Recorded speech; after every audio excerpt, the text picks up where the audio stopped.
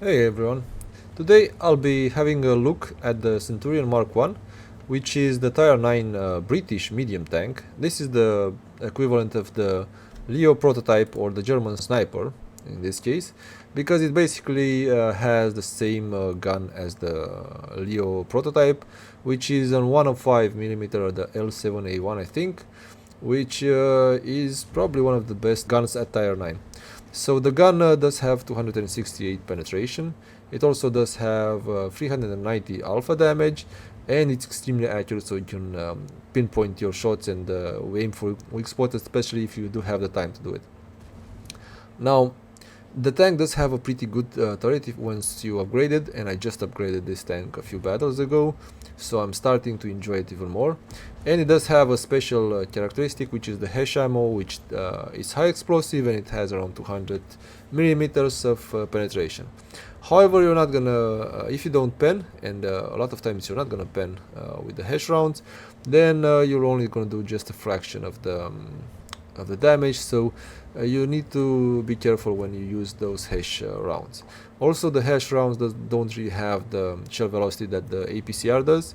The APCR does have a brilliant shell velocity of around 1500 meters per second, which is absolutely great. And at this point in the battle, after exchanging a few shots with the enemies and seeing that there was a 279E in the enemy team, which is the most broken overpowered tank that Wargaming introduced for the rewards, except for the chieftain, which is even better.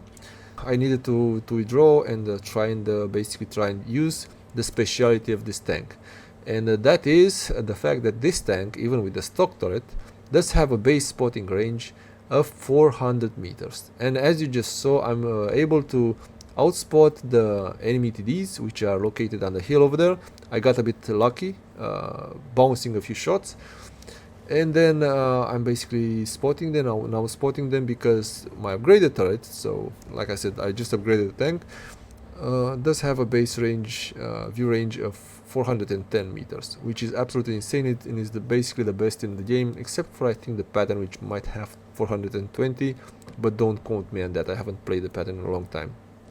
So the Centurion Mark or 7-1, it's basically like a Leo prototype, just with I think less DPM and a stronger turret. It does have a stronger turret. It does have a better gun depression, and in rest it kind of plays kind of the same, because you don't really have the armor to go on a level playing field, but you do have enough gun depression and view range to outspot your enemies. So if you can manage to keep them at a distance, this tank is it's a joy to play actually.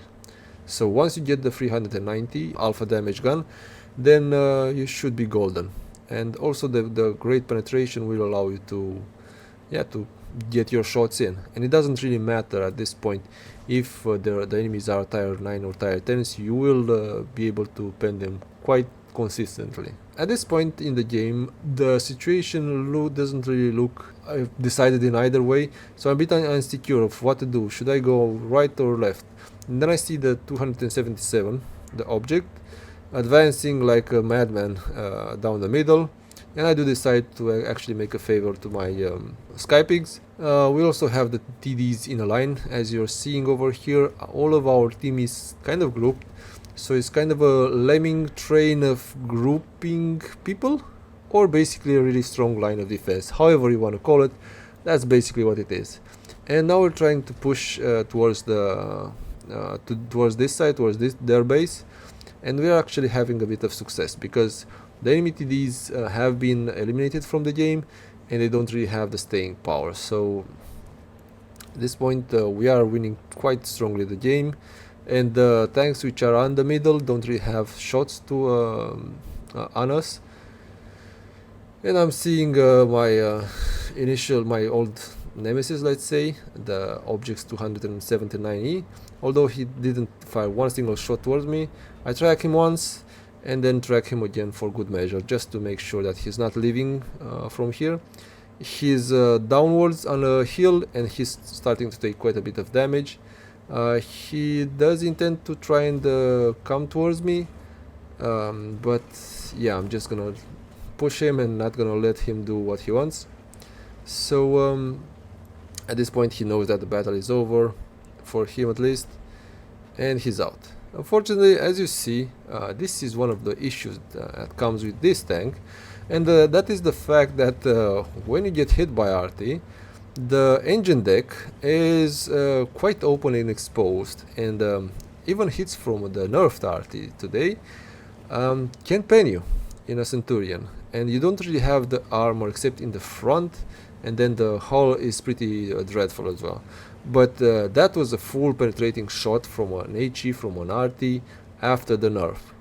So I do spot the Skypig, I take him out from the game, and yeah, you should be careful about that. And you also have some weak points on top. The cupola is pretty easily pennable, and the side is pretty bad. And I take another big shot from the RT, so as you see, the only shots that I actually took this game were from the Skypigs. And now our Skypig, in a more cathartic way, does eliminate the other Skypig. So, the Centurion 7-1.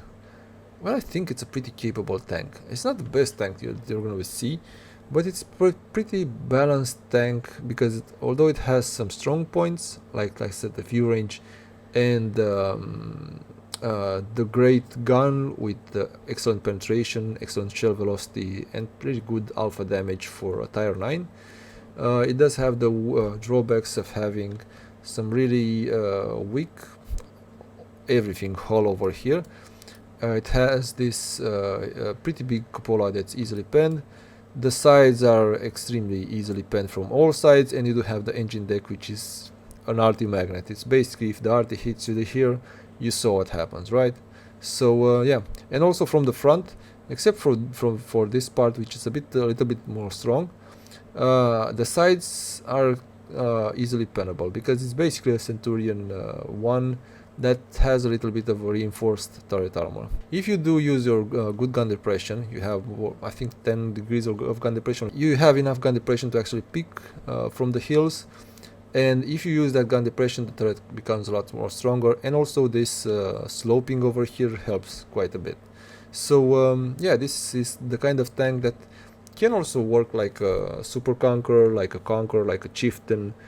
Basically, you can sit on a ridgeline, fire at your enemies.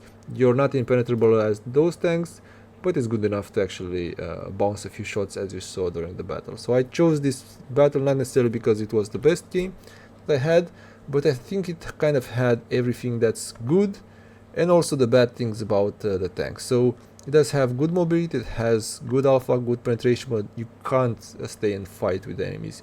You need to pull back and engage them when you have a favorable situation. Otherwise, this tank doesn't last very long. This was an ace tanker in the Centurion Mark 1 or 7-1. In this game I had 4.5 assisting and 3k damage, and I got 1.3 almost 4k base experience. So I finished second on damage and first on experience. So I fired 17 shots, 13 direct hits and 8 pens. I played the tank completely stock, and now while it's fully upgraded, I'm starting to enjoy it, and it feels quite an enjoyable tank. 400.